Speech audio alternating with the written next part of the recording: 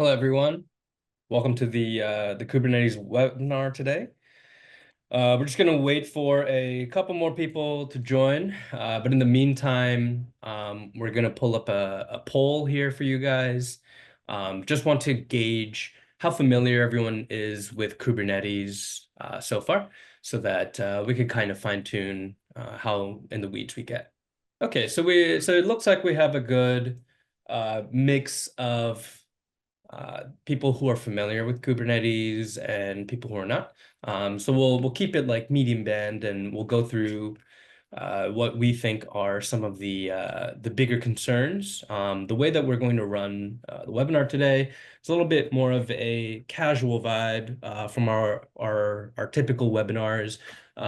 It will be a fireside chat. Where we discuss back and forth with myself and John here, Kubernetes security weaknesses, in general, as well as, why we take the approach that we do with NodeZero today. So that in mind, just as an introduction, my name is Brad Hong. I am the Senior Technical Product Manager here at Horizon 3. Been here for close to 4 years now. And so I'm looking forward to having this conversation with you guys today. Hi, everybody. I'm John Bass. I'm the Chief Infrastructure and Platform Architect here at Horizon 3. Um, I'm one of the founding engineers, started off as a part-time DevOps engineer and worked my way to where I am today. So I'm looking forward to this. Awesome. Um, so I know that John is awfully humble, and so some of the background information relative to you guys for why is John a good person to talk to about Kubernetes is he used to protect our nation state from a government agency level, and so he has a lot of experience not only defending but also attacking, and so he has sort of this unified vision in his mind of what Kubernetes is really good for, what it's bad for, what scares him on a day-to-day basis when we use Kubernetes internally as well. And so we'll jump right into it. We'll just do quick fireside or quick housekeeping. Like I mentioned to the people who just joined, we ran a poll earlier today. It looks like we have a medium band of people who are familiar with Kubernetes. So that's really good. We'll have a wide range of conversations to go through. So John, jumping right into it. Kubernetes obviously, as a orchestration tool for containerization, it offers a unmatched flexibility, I would say, in managing containerized workloads. But from your experience, how do you think that this flexibility both empowers and challenges organizations at the same time? Yeah. So like way back when it was first started, um, it was really about running containerized workloads, which tended to be web apps or like workflow tasks. Think like data engineering type functions at large scale, right? In a semi like orchestrated, organized manner. Um, but it has changed significantly since its inception. I think roughly 10 years ago now. Where now, what it really has become is kind of a well understood, like well documented, discoverable API that when you put the right container workloads in the environment, the right controllers, operators, etc., you can kind of do everything with it, which is amazing and terrifying all at the same time. Sure. Because if you a very common thing today is using Kubernetes as a way to manage cloud infrastructure, right? Like spin up EC2 instances, control S3 buckets, you name it, right? It can do it. Manage Okta and other like identity providers.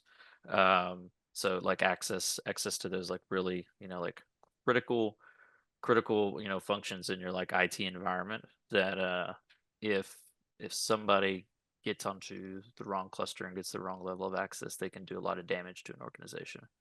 So, but at the same time, like those tools, they do make it to where organizations can scale out far, larger than they used to be able to with far fewer people, right? So there's that whole like risk reward benefit that has to be considered. Yeah, I think it's really scary to me. The more I talk to more operators, with the fact in mind that Google Cloud literally invented Kubernetes Hmm. to support their own infrastructure, right, as they were rolling out GCP. I think that one of the most alarming things I noticed is that there's a misunderstanding that Kubernetes has to be in the cloud, as opposed to like an on-prem or actually like on-prem hybrid or in the cloud. And so like, do you think that there are common scenarios where this dynamic nature of Kubernetes in and of itself has been transformative to a business, but also ends up becoming a risk factor for them later on? Yeah, totally. Yeah, so I'm gonna date myself a little bit, but when organizations like I spent 20 years in the military, we went through this. I know like corporations across the world went through this where they migrated from like on-prem data centers into the cloud. Um, there was this kind of mad rush to get it done, and you get up there and everything's working and everything it scales, it's great, it's super duper, but nobody well, maybe the folks that were trying to run fast with scissors didn't consider like the security implications of doing that. And then there was a rash of like data getting leaked, data getting found in unsecured S3 buckets, right? Like there was many years where that was you saw those almost monthly or quarterly. And it's kind of the same way with Kubernetes. It was a new thing.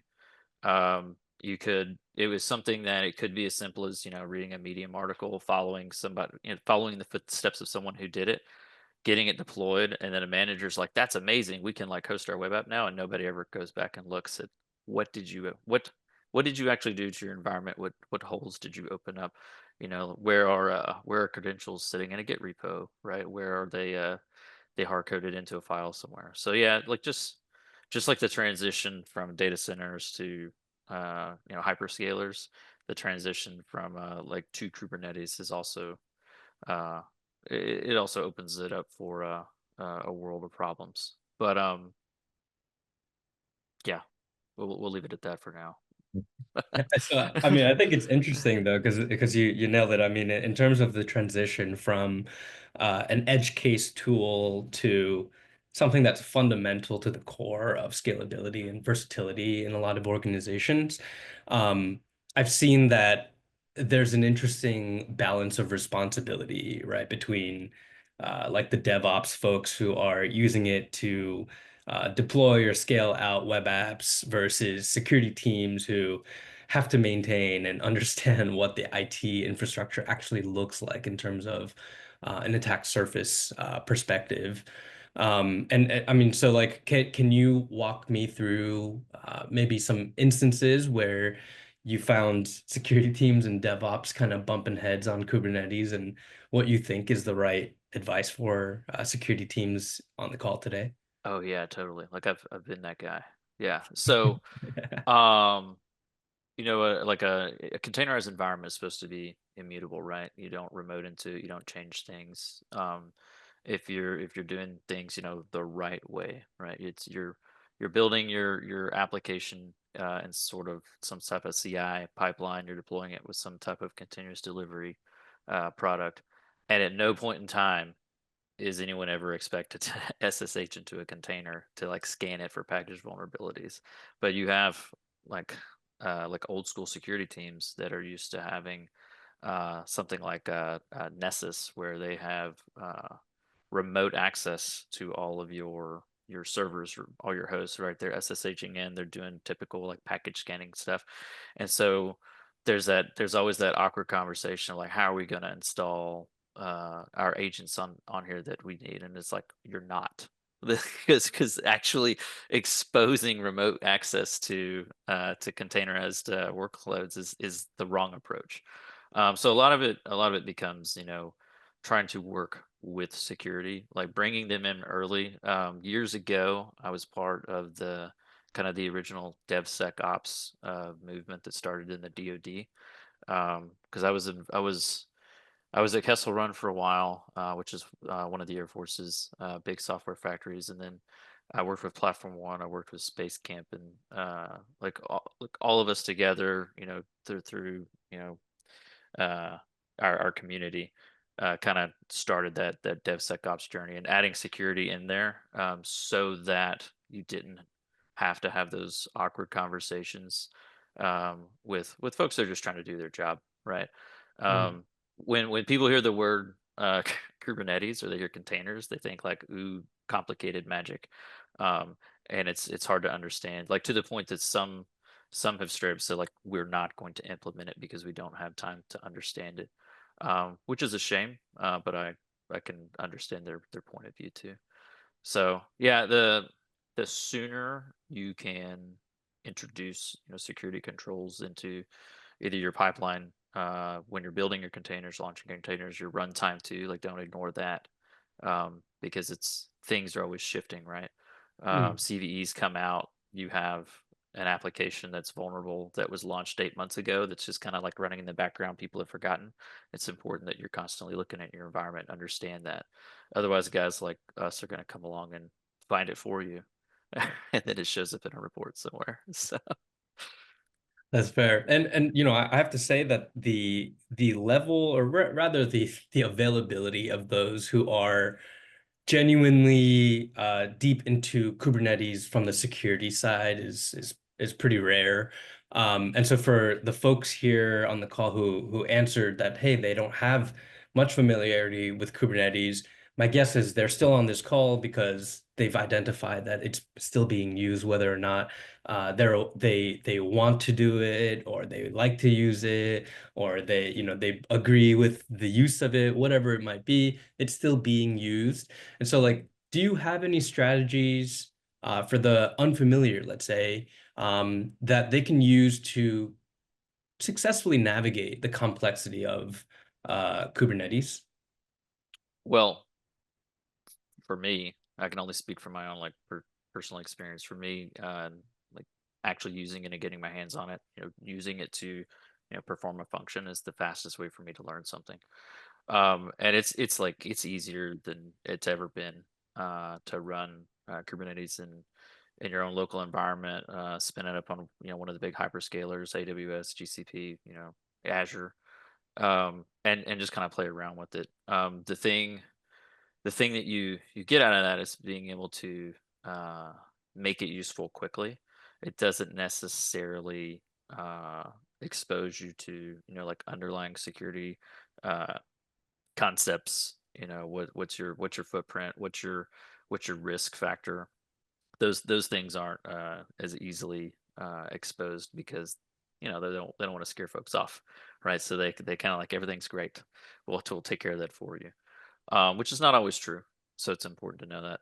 Um, if if someone has a background in like virtualization, I do believe it makes it easier to kind of come over to the kind of the Kubernetes space. A lot of the concepts are, very much aligned to kind of old, virtualization, VMware based virtualization.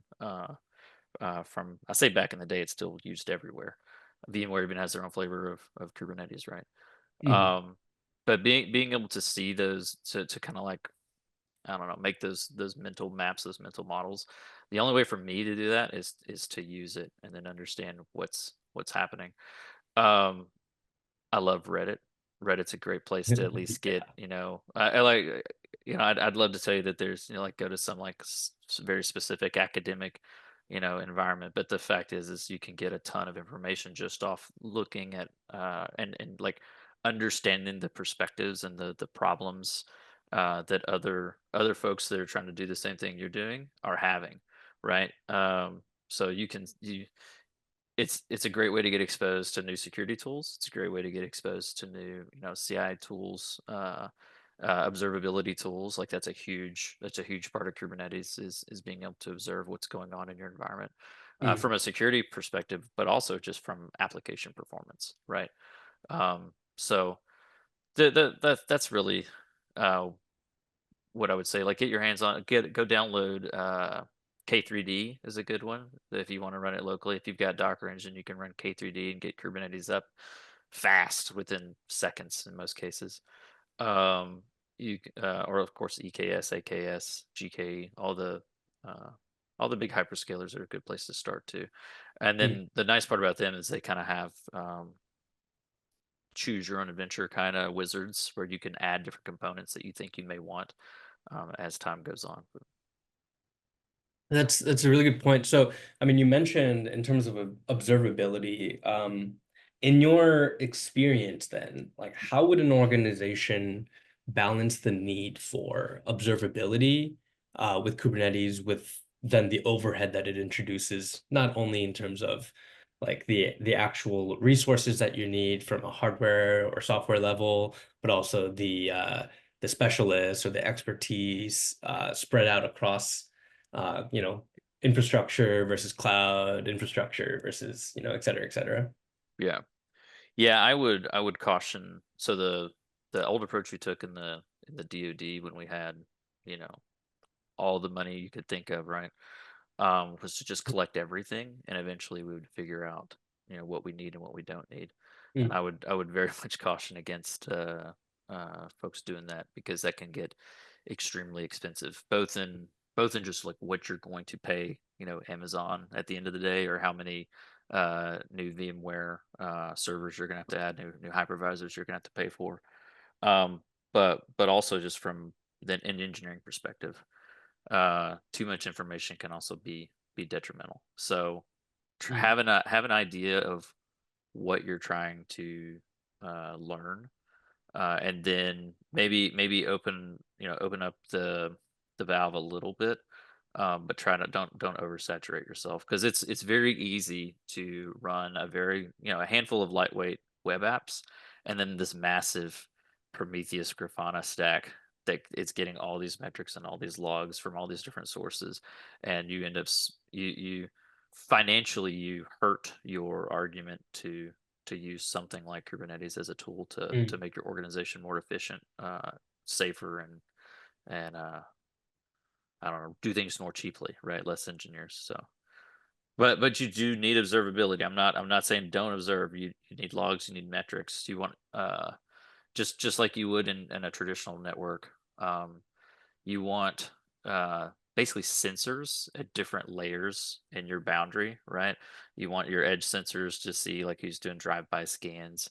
You want internal sensors to see, is a pod talking to a service that it shouldn't be talking to. Like you want those things in place from a security perspective. So like definitely don't sleep on that. You can choose, certain. That's the nice part about Kubernetes, but it's also kind of the daunting part is you can choose from many open source solutions to solve some of those problems, and some of the hardest thing is just narrowing down which solutions make sense for your organization. So Mm. So that's a really good point. For those who are a little less familiar with Kubernetes on the call, one of the interesting things about Kubernetes is because it's open source software.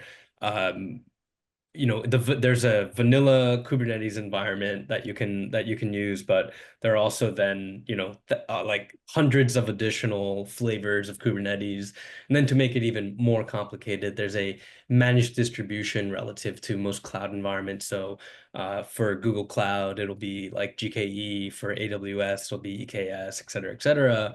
And so with the complexity of like all the distributions and flavors of Kubernetes, like, do you have an advice for, what should organizations prioritize when securing the environments? And how do they get started? Like, do they start with the open source? Should they start with managed distributions? What do you think? so for a company, I would definitely not recommend going like straight vanilla open source Kubernetes. It's fantastic for a learning tool.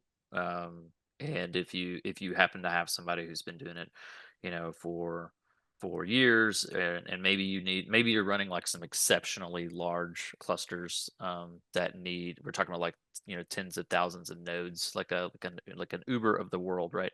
Like Mm, very large dynamic clusters, then maybe you need to customize it to the point that uh,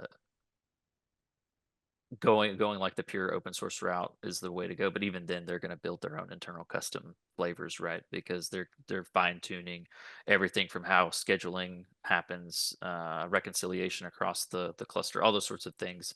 Because you literally run into a physics problem at some point when your cluster could be in multiple data centers around the world, right? Mm. Um, but I would definitely lean towards going with, hyperscaler distributions, or some of the more like open source distributions like Rancher's RKE2.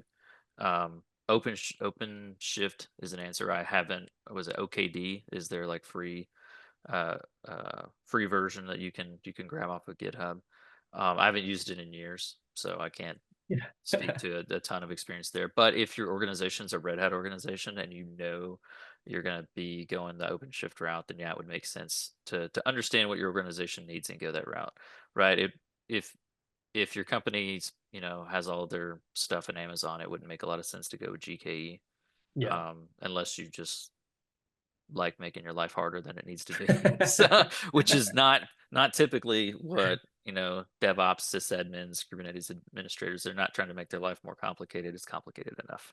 Sure, So but I mean, security people are trying to make their lives more complicated sometimes, sometimes, yeah, right? sometimes.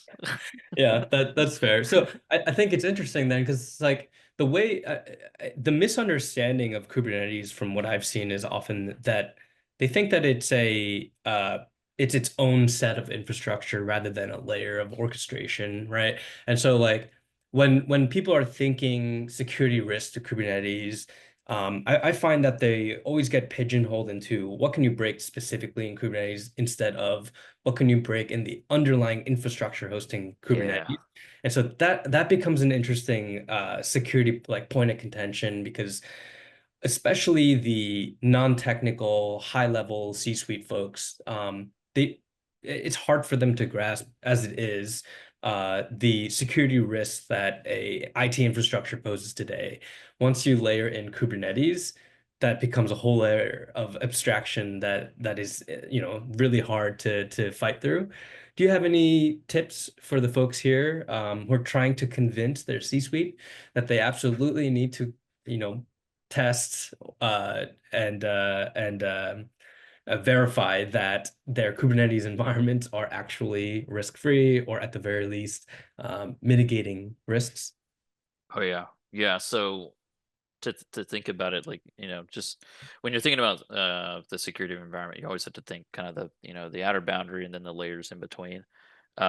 Like as a in my previous life doing like offensive things, right? You always try to get as deep as you could go, because there's a chance that you could get to a layer like get down, break out of a virtual machine, get down to a hypervisor, and now you're below the observability layer, and now you're really dangerous, right? It's kind of imagine it, back in the old day when they flew below radar so that they could, sneak into places when they were flying into countries and stuff. Yeah, it's the same thing.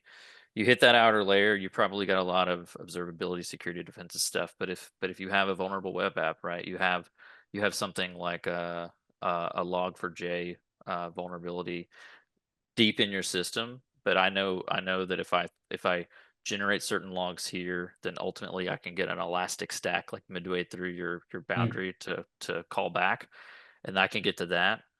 Uh, if that's running on an EC2 instance, it's running on a virtual machine, in a physical data center that you own, then there's always the chance that that elastic stack service is running at a higher level than it should, or it's running on a virtual machine that has a known VM breakout, and then I can get down to the hypervisor. Then mm. that's when it gets real scary, right? From a security point of view. So I forgot the original question because I got so interested in the idea of going. But what was the original question so I can make sure that I addressed it? Sorry. No, it's okay. The original question is how would you advise operators to convince their C-suite on the risk of Kubernetes? Um, I'd say in a lot of ways the fact that it's open source is a good thing. Mm, Um, but you do have to have, like, in the sense that CVEs are going to be, you know, ideally found more quickly, uh, and they're then and fixes for them will be more readily available. The fact that it's an easy to discover and kind of like well understood API that you can then extend through additional operators and controllers and custom resource definitions and things, that your DevOps team and hopefully like your DevSecOps team or your Kubernetes administration team, they understand and they can control those things. But ultimately, it is another layer that of exposure that you need to be aware of, but it doesn't. I guess what I'm trying to say, there's the control plane layer that you do need to care about and secure and scan and uh, maintain an understanding and some sort of like maintenance schedule where you're Mm. constantly, you're getting CVE updates as they come in, making sure your environment, if it's vulnerable, having a way to mitigate it, and then ultimately patch without taking your systems down. But then you can't, I guess you can't sleep on the applications it's actually hosting, Mm. right? If you think Kubernetes is going to allow you to run an ancient version of Java, it's in some like safe manner, yeah, you're lying to yourself. You're lying to your your CISO too. You have to care about all of it. I guess it doesn't preclude you from caring and maintaining the environment. Um, what you get out of it, because all that sounds scary, and it's like, oh, we shouldn't do this because this is just another layer of complexity. What you do get out of it is if you have the right tools in place, you can test in a very like limited capacity, fix the mitigation quickly, and then if you have like proper GitOps practices in place, you could then distribute that patch very, very rapidly, Mm. right? Which could be much more difficult to do with like traditional data center infrastructure using tools like Ansible, Puppet, SaltStack. I mean, those will get it done in a similar way, but just by nature of the fact that data centers are disconnected and those sorts of things, it could be more painful there. So. Yeah, I think that so from what it sounds like is like don't be afraid to use Kubernetes because there's a lot of superpowers and flexibility, scalability, and also how you can go and mitigate entire sets of namespaces or workspaces Mhm. and clusters. It's interesting because it does introduce like a new abstraction of role-based access controls, network policies, and pod Mhm. securities. Then there's the whole layer, like you said, of control plane, how the API is working, what web app you're actually hosting, right? So if it's publicly exposable, obviously you don't Right. want that to be publicly exposable, or at least patch it. And then there's of course like the consideration of from a business use case, like I get a good example that I've heard is like Netflix, Mhm. if you go and click play on any show, they're essentially spinning up a new Kubernetes instance for you, right? Like a pod for you A new to pod, yeah. yeah, exactly. And so there's a lot of benefits to it, but for me, from what it sounds like, you said it to me from a business perspective, it sounds like the thing that we need to convince C-suite is, hey, uh, it is a risk, but it has its superpowers. If we don't treat it like a real risk, there's some serious business downtime that we might experience. Would you No, say that's that's true. true? Yeah. That's true.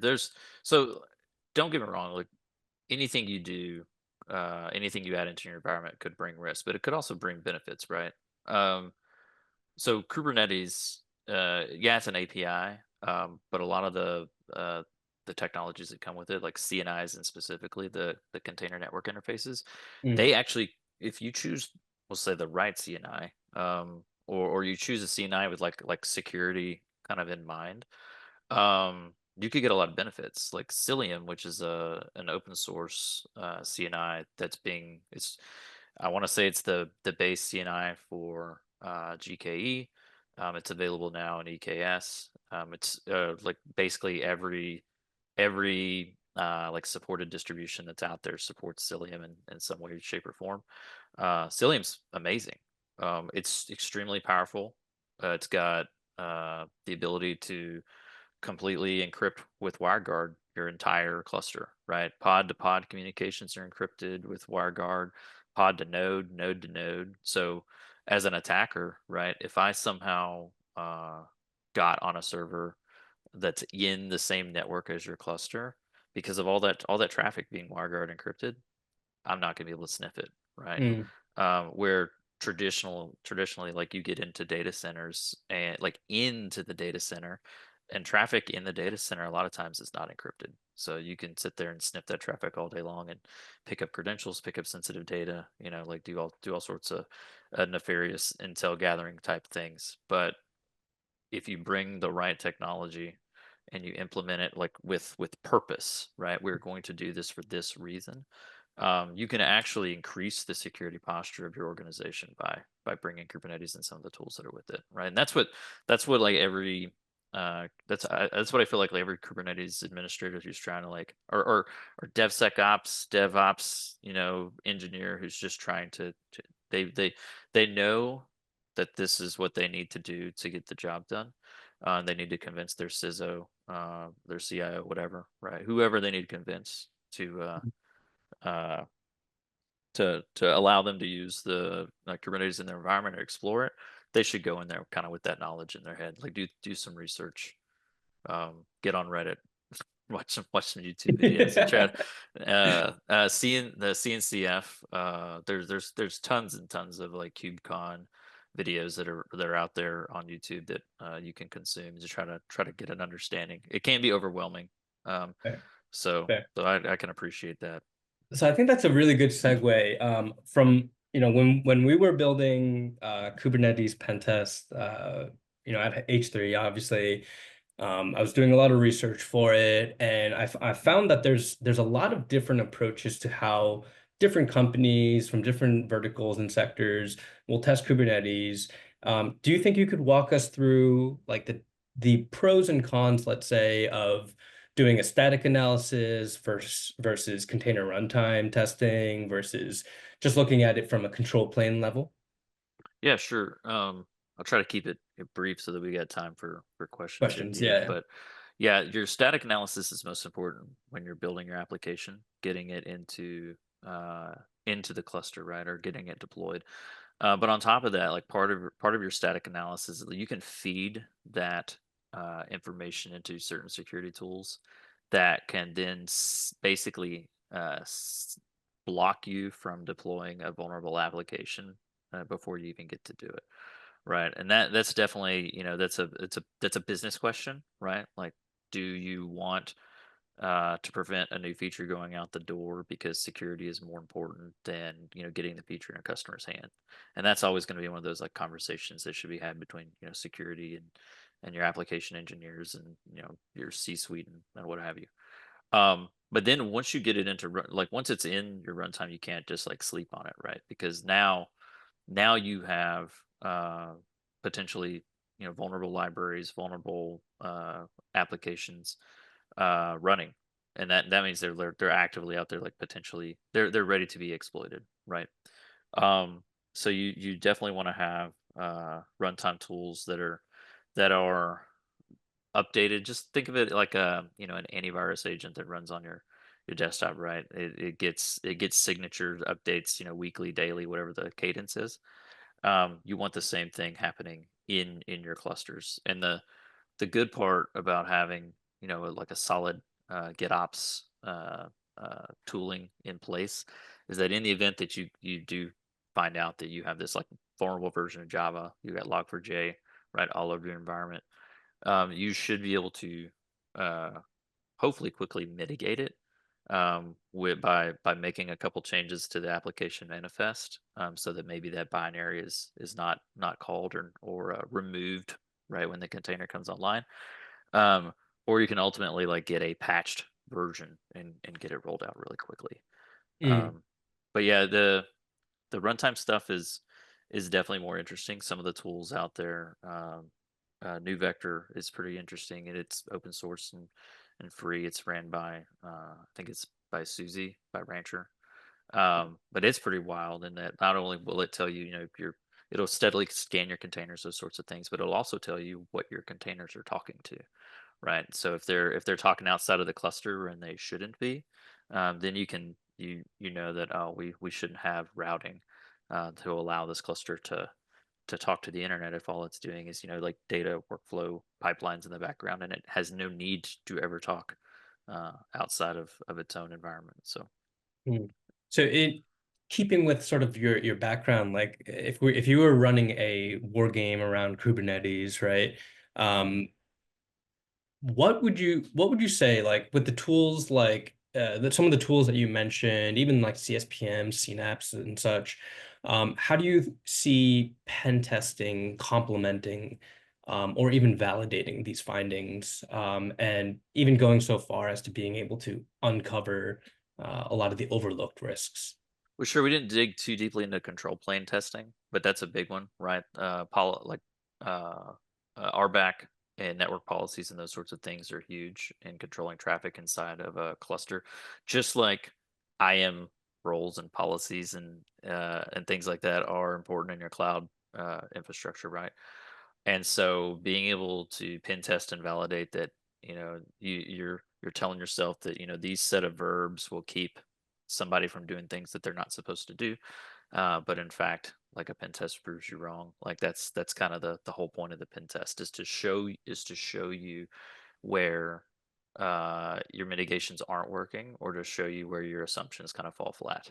So and so you should regularly uh, be looking at your environment, especially if you have like a very like security focused mindset, right? If a bad actor getting access to your company data, your customer information, whatever, is, could really hurt your company, you need to care about this, right? You need to do these things. I mean, regulatory, depending on, what industry you're in, right? You may have compliance stuff that you have to pen test for anyway. Um, but I mean, honestly, like nobody wants to show up in the news, right? Like not for that reason, Yeah, right? exactly. So I mean, because yeah, the obvious easy and the easiest and the most alarming one is going to be a web app that's exploitable, um, primarily to like a CISA kev, for example, that allows us to remote code execute on the pod, escape out of the pod into the cluster, enumerate other clusters, and oh then yeah, find or like hard the secrets to pivot, right? one of the things, the supply chain attacks in recent history are big because of this. Like containers allow, reuse of libraries at massive scale. Mm. And so when you reuse a library that has had a bad actor install some uh, code in it that, looks around at environment variables for Amazon credentials or Azure credentials, right? Or uh, tries to mine Bitcoin in your environment, whatever that is they're trying to do, right? Whatever their end goal is, um, you have to be aware of that and be able to like swap those libraries out quickly. It's kind of the equivalent of when car manufacturers, a lot of different manufacturers will use the same company to build airbags, right? Mm. So then when something's found that's wrong with those airbags, now the Hondas and Fords and whatever the world are, they're all scrambling, right, to do recalls and get cars in to swap those out. So you have to be mindful of that when using Kubernetes. So understanding what's in your environment and then pen testing that regularly is the best way to make sure that you don't get caught flat-footed. So I love it. we got 5 minutes. Yeah, we got 5 minutes, so we'll jump into the Q and A's. I just want to call out for everyone asking, the recording will be made available to you guys. You'll most likely get an email out from Al or a marketing team with the recording. So just to start from the top here, as a fellow soldier myself, what I experienced today is that CISOs don't understand the risk of Kate, and most of them are non-technical CISOs, leave it to DevOps. So this is exactly Dev, the topic that I mentioned earlier. I think for at least the position of, or my position is that even if they're not technical, if Kate's is being used with immense popularity, my opinion is that number one, it's get buy-in for adopting Purview over the Kubernetes into the security team.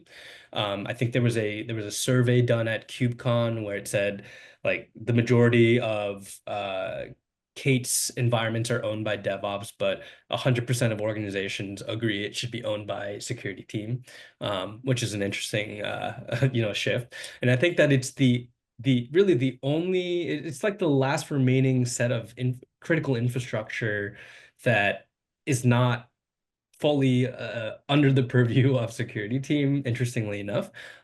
So I do find that it's going to quickly sneak up on us as a big security topic in the future. Would you say you agree to that? Oh yeah. In the last few years I was in the DoD, it was huge. Being able to bring in, make use of open source software and technologies, get it into soldier, sailor, airmen's hands or whatever, so they could do their job, but do it in a way that's safe. Yeah, it was a massive topic of conversation. Usually had many heated discussions depending on the perspective of who was asking the question. So Um, so there's another question asking about if it's possible to drop a tripwire in Kubernetes clusters. We have not built that out yet, but it is definitely on our roadmap. So just want to call it out. And so there's a handful of questions as well about how we at Horizon 3 tackle Kubernetes security. So I'll let John dive a little bit more into details, but I do want to call out that essentially, there's sort of a three-pronged approach for us almost always when it comes to NodeZero. When you run your internal pen test against your infrastructure, NodeZero is constantly going to be looking for Kubernetes APIs and tackling it from that perspective. Then from an external perspective, it's obviously all about public exposure. The thing that John kept talking about web apps being exploitable regardless of the Kubernetes infrastructure style, flavor, distribution. That's something that you obviously want to consider and make sure that public exposure, as well as there's no like hard-coded secrets within these publicly exposed endpoints. And then the third, of course, is our new Kubernetes pen test, where you can actually use a Kubernetes operator, which is native to Kubernetes itself, and deploy NodeZero directly inside of your cluster, so that we make sure that we're testing for some of the things that John talked about when it comes to network policies, RBAC actually working the way that it was blueprinted, and even making sure that things like cluster or pod escapes are not are or not possible, and seeing how far you can actually pivot.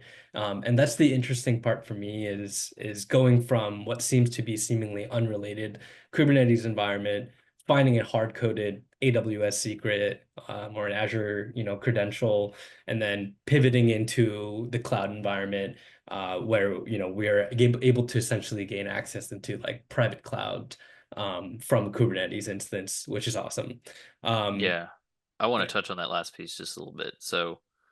Um, and I know we only have a quick minute left, but if I were going at an organization, and I knew that they had like CI/CD type technologies that they were using to deploy, especially to like multiple hyperscalers, multiple clouds, or even internally, that's my target, right? Because CI pipelines tend to have elevated access to multiple environments across the country, or not country, sorry, the company.